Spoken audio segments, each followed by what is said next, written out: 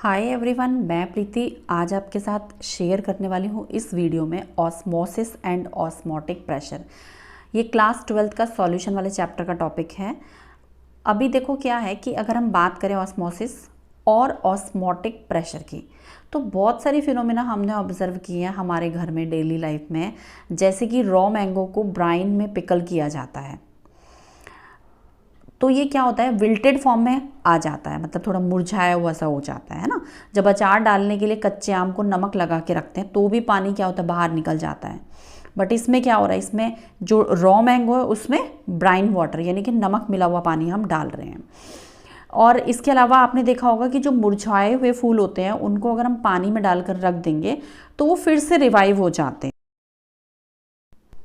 और एक चीज़ हम देखते हैं कि जब ब्लड सेल्स को सलाइन वाटर में रखा जाता है तो ये कोलैप्स हो जाती हैं। इन सब में एक चीज़ कॉमन है कि ये सभी एक मेम्ब्रेन से बाउंड होती हैं। ये एनिमल या वेजिटेबल किसी की भी हो सकती हैं। They contain a network of सब माइक्रोस्कोपिक होल्स और पोर।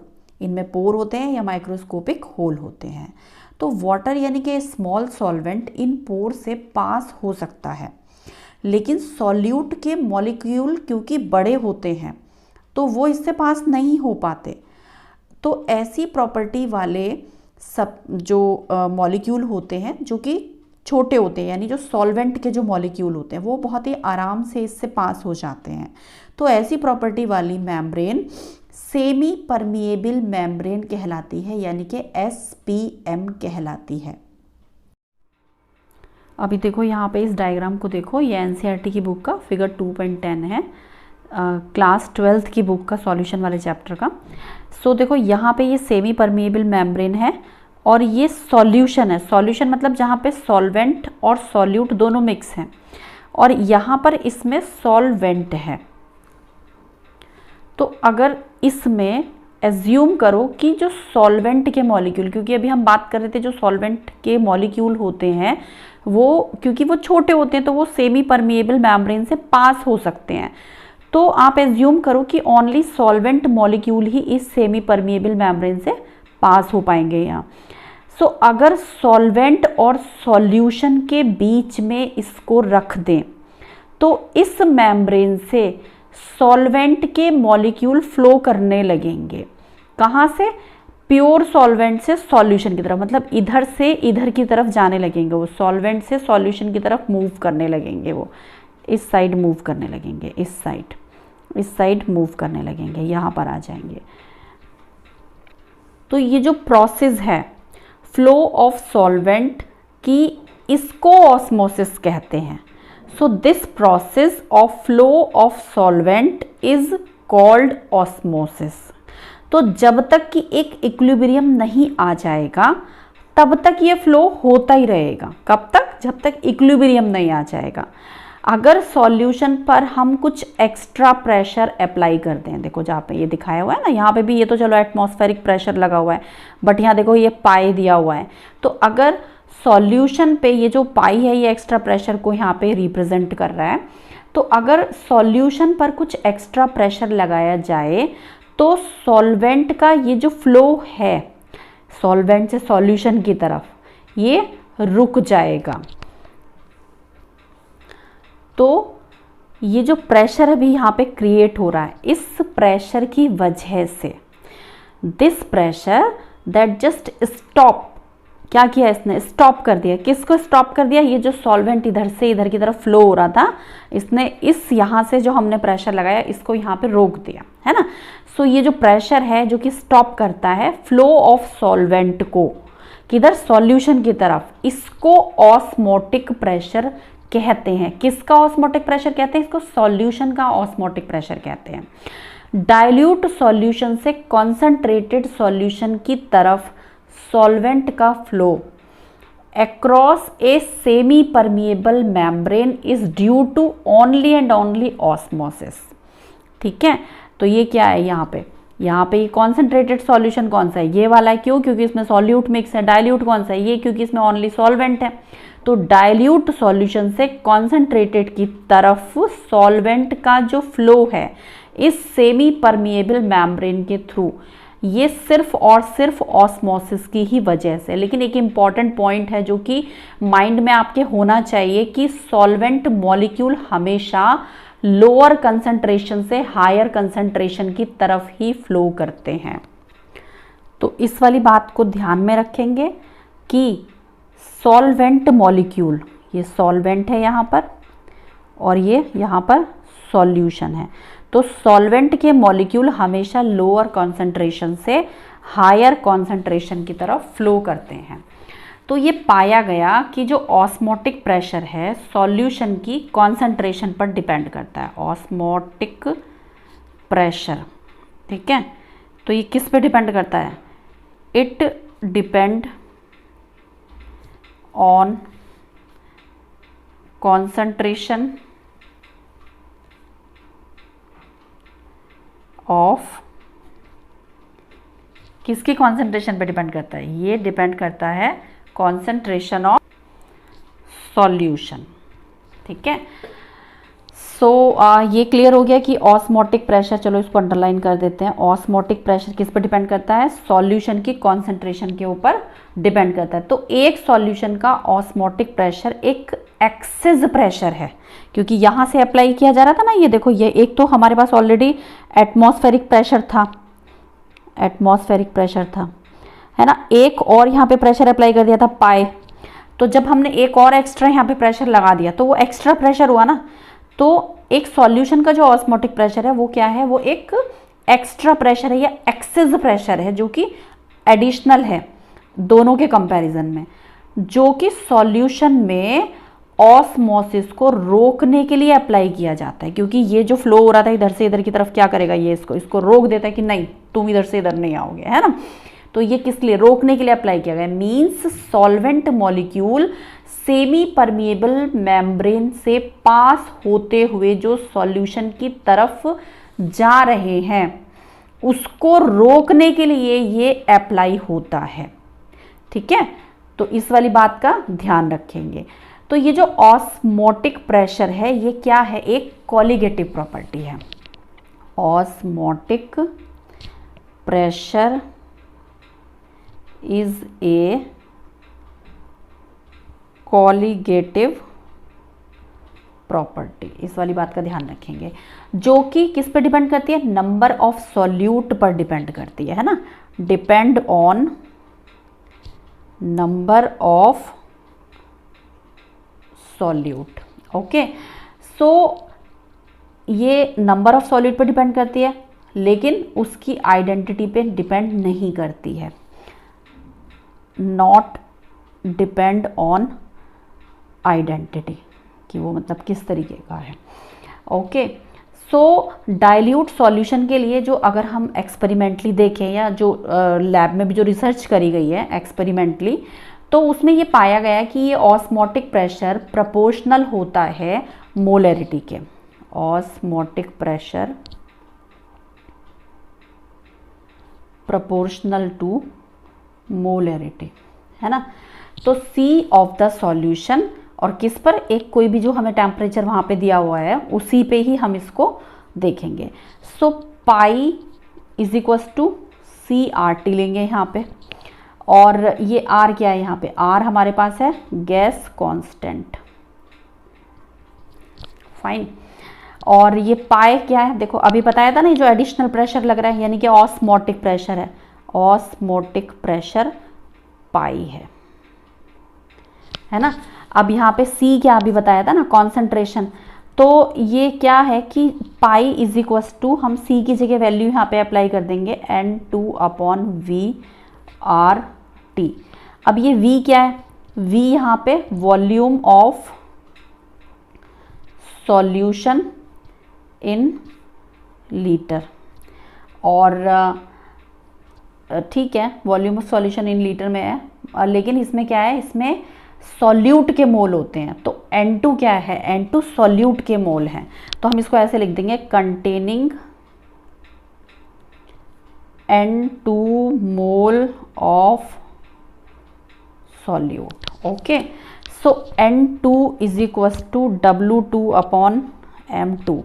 अब क्लास 9 में पढ़ा हुआ है ना, N is equals to small m upon capital M, या स्मॉल m को हम स्मॉल w से भी रिप्रेजेंट करते हैं।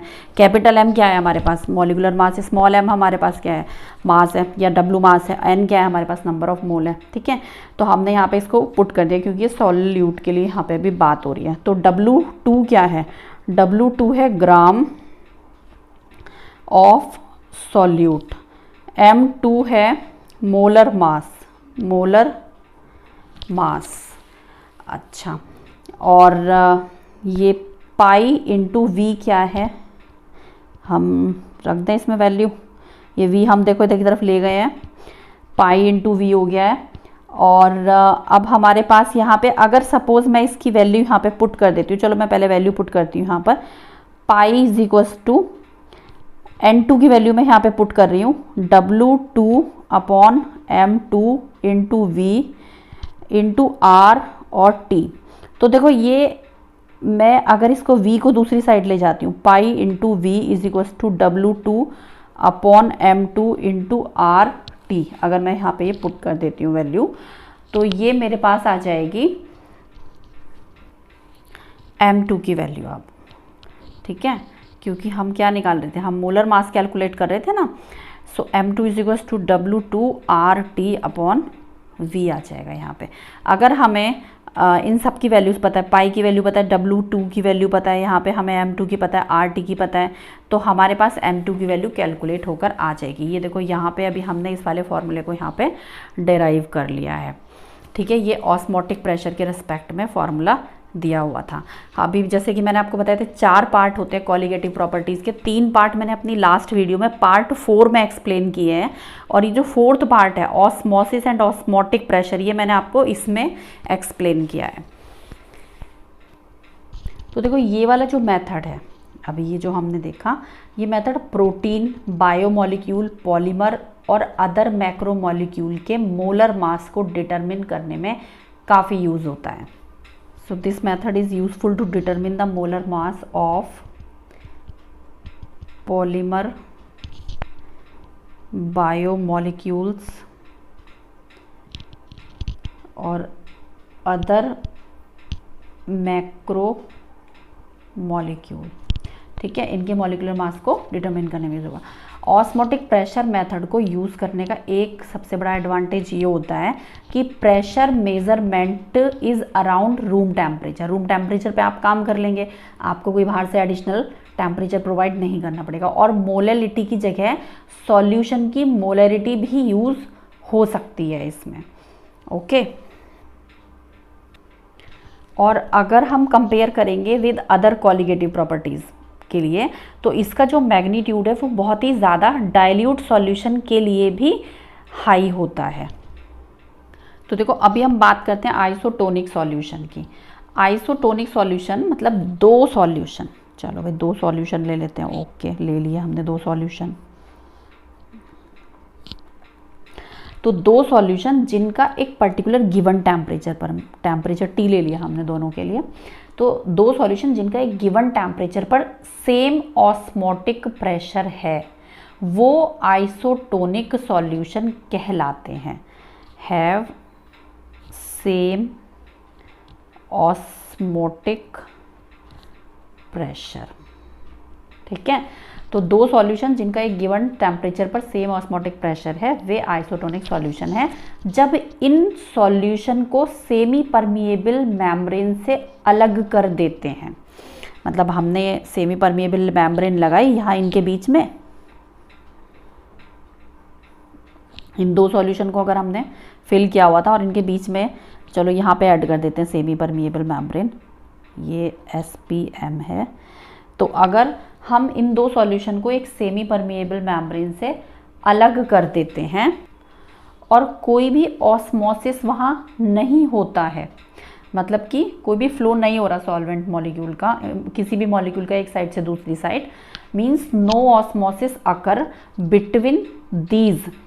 जैसे कि अगर हम कोई एग्जांपल लें कि ऑस्मोटिक प्रेशर जिनका इक्वल है, जैसे कि फ्लूइड इनसाइड ब्लड सेल, तो यहाँ पे ले लेते हैं फ्लूइड इनसाइड ब्लड सेल, ये एग्जांपल मैं ले रही हूँ।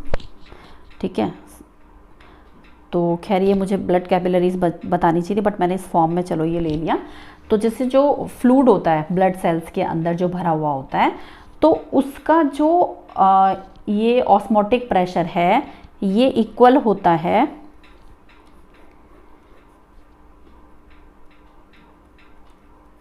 0.9% सोडियम क्लोराइड सॉल्यूशन के। तो ब्लड सेल के अंदर जो फ्लूइड भरा हुआ होता है उसका और 0.9% सोडियम क्लोराइड सॉल्यूशन का जो ऑस्मोटिक प्रेशर है हैव इक्वल ऑस्मोटिक प्रेशर। ये एग्जाम्पल आपको याद रखना है। अगर ये वाली चीज़ को, क्योंकि ये तो बॉडी के अंदर है, ये वाली चीज़ को अगर इंजेक्ट कर दिया जाए बॉडी में, तो it is safe to inject intravenously. Intravenous में अगर हम लगाएंगे तो ठीक है, सेफ है। जबकि अगर सेल को किसी ऐसे सॉल्यूशन में रख देंगे that contain more than 0.9% sodium chloride, जहाँ पे चलो ये सेल ले ली हमने, ये ब्लड सेल ले ली, यहाँ पे ब्लड सेल है, और इसको हमने एक ऐसे सॉल्यूशन में यहाँ पे रख दी जहाँ पे मोर देन 0.9% सोडियम क्लोराइड का सॉल्यूशन है। ठीक है, तो वाटर क्या होगा, वाटर ना सेल से बाहर की तरफ फ्लो करने लगेगा, यहाँ से ऐसे करके ये वाटर सेल से बाहर की तरफ निकलने लगेगा। अब देखो वाटर अगर सेल से बाहर की तरफ निकलने लगेगा तो क्या होगा, सेल श्रिंक हो जाएगी, है ना, सेल विल श्रिंक, क्योंकि हमने क्या करा, हमने इसको 0.9% से ज़्यादा के सॉल्यूशन में हमने इसको डिप कर दिया। तो ऐसा जो सॉल्यूशन होता है वो हाइपरटोनिक सॉल्यूशन कहलाता है। इस टाइप का जो सॉल्यूशन होता है उसको हाइपरटोनिक सॉल्यूशन कहते हैं। और अगर सॉल्ट की कॉन्सेंट्रेशन, मतलब इसी का जो है अपोजिट हम यहाँ पे थोड़ा सा कर लें कि ये हमारे पास सेल है, यहाँ वाटर है। अब वाटर यहाँ पे क्या है, यहाँ अंदर की तरफ जा रहा है। क्यों जा रहा है अंदर की तरफ, देखते हैं इसको। ये है ब्लड सेल, ये जो सॉल्यूशन है, ये सॉल्यूशन की कॉन्सेंट्रेशन 0.9% से कम है, लेस देन 0.9% कॉन्सेंट्रेशन।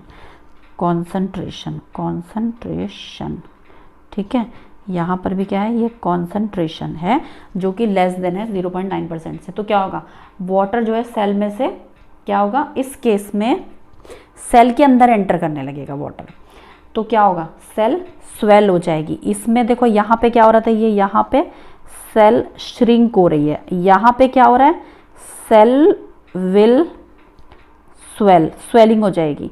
नमक वाला जब खाना भी ज़्यादा खाते हैं ना तो क्या होता है, बॉडी में स्वेलिंग आ जाती है। तो डॉक्टर क्या कहते हैं, कम नमक खाओ, है ना, या थोड़ा सा अवॉइड करो नमक को। तो क्या है कि जब ब्लड सेल को लेस कॉन्सेंट्रेशन में रखेंगे 0.9% से, तो ये अभी देखो यहाँ पर जो सॉल्यूशन था वो हाइपरटोनिक सॉल्यूशन था, लेकिन यहाँ पे जो सॉल्यूशन है वो हाइपोटोनिक सॉल्यूशन है। ये वाला जो सॉल्यूशन है ये हाइपोटोनिक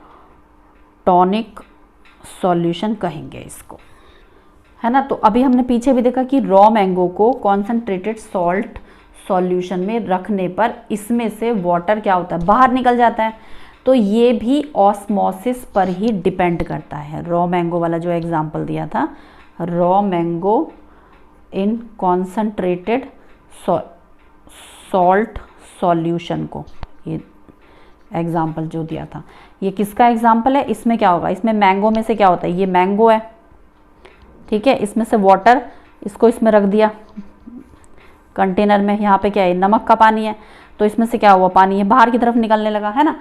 तो ये किसका एग्जाम्पल हो गया, यहाँ पे ये ऑस्मोसिस का एग्जाम्पल हो गया, एग्जाम्पल ऑफ ऑस्मोसिस। ओके, ठीक है। तो रॉ मैंगो को कॉन्सेंट्रेटेड सॉल्ट सॉल्यूशन में रखने पर इसमें से वाटर बाहर निकल जाता है। ये भी ऑस्मोसिस पर ही क्या होगा, डिपेंड करेगा। और अगर हम मुरझाए हुए फूलों को, जो हमने वीडियो की स्टार्टिंग में देखा, उसको पानी में रख रहे हैं तो ये भी क्या होगा, ये भी फिर से खिल जाएंगे। ये भी किसका एग्जाम्पल है, ये भी ऑस्मोसिस का एग्जाम्पल है। क्या था, रिवाइव ऑफ विल्टेड फ्लावर, ठीक है, ये भी इसका एग्जाम्पल है। अच्छा, एक और एग्जाम्पल लेंगे, लिम्फेटिक कैरेट होती है ना, जिसमें थोड़े थोड़े क्या होता है, होल से हो जाते हैं, सूख जाती है वो अंदर से। तो कैरेट को अगर उसमें लिम्फ हो जाते हैं तो उसको अगर वाटर में प्लेस कर देंगे तो वो फिर से पहले जैसी हो जाएगी। थोड़े टाइम के लिए उसको पानी में रखेंगे, वो फिर से क्या होगी, उसका जो ड्राइनेस होगी वो पूरी हो जाएगी, कवर हो जाएगी। और 0.9% सॉल्ट वाटर में ब्लड सेल रखने पर क्या होगी, ये जो कोलैप्स हो जाती है। क्यों, क्योंकि due to loss of water by osmosis, है ना। तो ये भी हमारा ऑस्मोसिस का एग्जाम्पल हो गया। कौन सा हो गया हमारा, 0.9% सॉल्ट वाटर में अगर हम ब्लड सेल को रखते हैं, तो ये भी इसका एग्जाम्पल है। और जो लोग नमक या ज़्यादा नमक का फूड कंज्यूम करते हैं, उनमें सेल्स फूल जाती हैं और बॉडी में स्वेलिंग आ जाती है या पफनेस आ जाती है, क्योंकि वाटर सेल में भर जाता है। इसको एडेमा कहते हैं। क्या कहते हैं इसको, एडेमा, एक बीमारी होती है, ठीक है, एडेमा डिसीज, ठीक है। ये भी किसका एग्जाम्पल है, ये भी ऑस्मोसिस का एग्जाम्पल है। अच्छा, वाटर का जो फ्लो होता है सॉइल में, सॉइल में से रूट में चला जाता है पानी, और फिर रूट में से क्या होता है, उसके अपर पार्ट में चला जाता है। तो इसका 6 एग्जाम्पल क्या है, water flow from soil to root to plant, ठीक है, plant, upper part of plant, upper, जबकि ये ग्रेविटेशनल के अगेंस्ट जा रहा है। तो क्या होगा, रूट से किस में जाता है, पूरे प्लांट में चला जाता है पानी।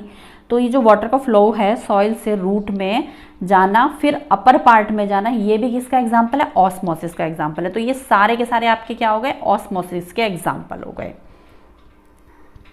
इसके अलावा एक और एग्जाम्पल हम यहाँ पे लेंगे 7 नंबर का। देखो, मीट को सॉल्ट लगा के रखते हैं, सॉल्टिंग ऑफ मीट, है ना।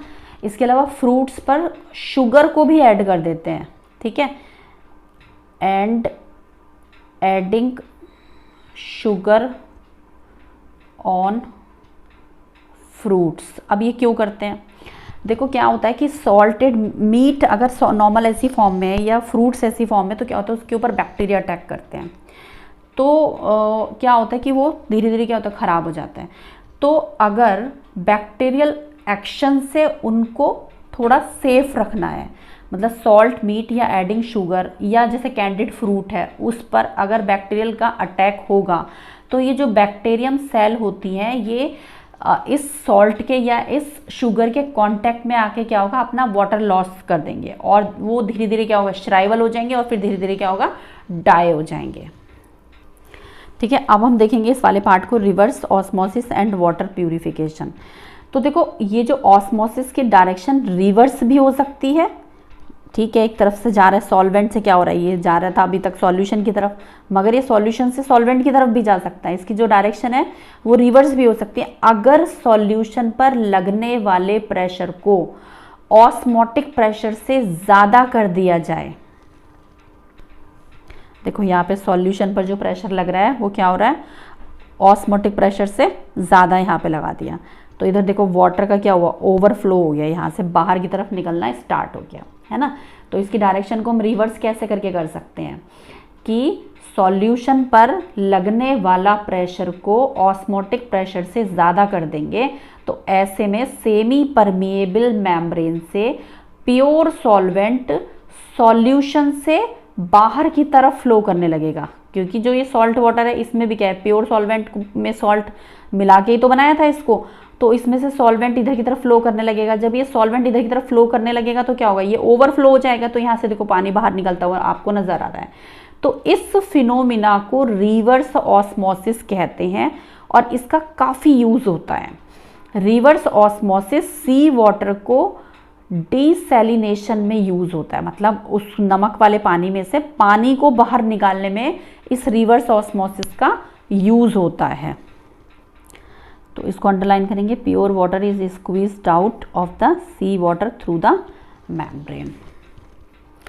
जब ऑस्मोटिक प्रेशर से ज़्यादा प्रेशर सॉल्यूशन पर लगाया जाएगा तो मेम्ब्रेन के थ्रू सी वाटर से प्योर वाटर बाहर की तरफ निकल जाएगा। पॉलीमर मेम्ब्रेन की काफ़ी सारी वैरायटी है अभी जो इसके लिए अवेलेबल हैं। पॉलीमर की जो मेम्ब्रेन होती है उनको वहाँ पे लगा देते हैं सी वाटर में और इस तरीके का इफेक्ट क्रिएट कर देते हैं, तो जो उसमें से नमक अंदर रह जाता है और पानी बाहर की तरफ आ जाता है, जिसको कि वो अपनी ज़रूरतों के लिए उसको यूज़ कर लेते हैं। देखो, रिवर्स ऑस्मोसिस के लिए जो प्रेशर चाहिए वो बहुत हाई होता है। तो रिवर्स ऑस्मोसिस के लिए जो प्रेशर चाहिए वो बहुत बहुत बहुत हाई होता है ना। तो यहाँ से ये वाटर बाहर निकल गया। एक सुटेबल सपोर्ट पर सेल्यूलोज एसीटेट की फिल्म को क्या करेंगे, सेट कर देंगे। किसकी फिल्म को सेट कर देंगे? सेल्यूलोज एसीटेट की फिल्म को क्या करेंगे, सेट कर देंगे, ठीक है। तो ये पोरस मेम्ब्रेन की तरह क्या करेगी, वर्क करने लगेगी। It will work like porous membrane, ठीक है। तो cellulose acetate is permeable to water but impermeable to impurities and ion present in sea water. तो सी वाटर में से क्या होगा, ना तो आयन पास होंगे ना इम्प्योरिटीज पास होंगी, तो इसमें से क्या होगा, सिर्फ वाटर पास होगा। तो इन दोनों बहुत सारे कंट्री अपनी जो वाटर की जो रिक्वायरमेंट है उसको पूरा करने के लिए डिसैलिनेशन प्लांट का यूज़ करते हैं और उससे उनको जो पानी मिलता है वो उसको अपनी जो सिटी की रिक्वायरमेंट है उसको पूरा करते हैं। आई होप आपको ये वीडियो से समझ आया होगा, क्लियर हुआ होगा। ऑस्मोसिस, ऑस्मोटिक प्रेशर, इसके यूज़ कहाँ पे इसको यूज़ करते हैं। अगर आपको वीडियो से समझ में आया है तो आप इसको लाइक कीजिए, शेयर कीजिए और अपने फ्रेंड्स के साथ सब्सक्राइब ज़रूर कीजिए, क्योंकि चैनल नया है तो आपके सपोर्ट की बहुत ज़रूरत है। आपका एक सब्सक्रिप्शन या आपका लाइक वो मुझे काफ़ी मोटिवेट करता है। इसके न्यूमेरिकल्स के लिए मैं दूसरी वीडियो बनाऊंगी, क्योंकि थ्योरी को अच्छे से एक्सप्लेन करने के लिए टाइम काफ़ी लग जाता है, तो उसमें मैंने थ्योरी की वीडियोस अलग बना रही हूँ और न्यूमेरिकल्स की मैं अलग बना रही हूँ। इससे नेक्स्ट वाली वीडियो में थ्योरी का टॉपिक, हम जो लास्ट टॉपिक है एबनॉर्मल मोलर मास को कवर करेंगे। Thank you so much for watching this video.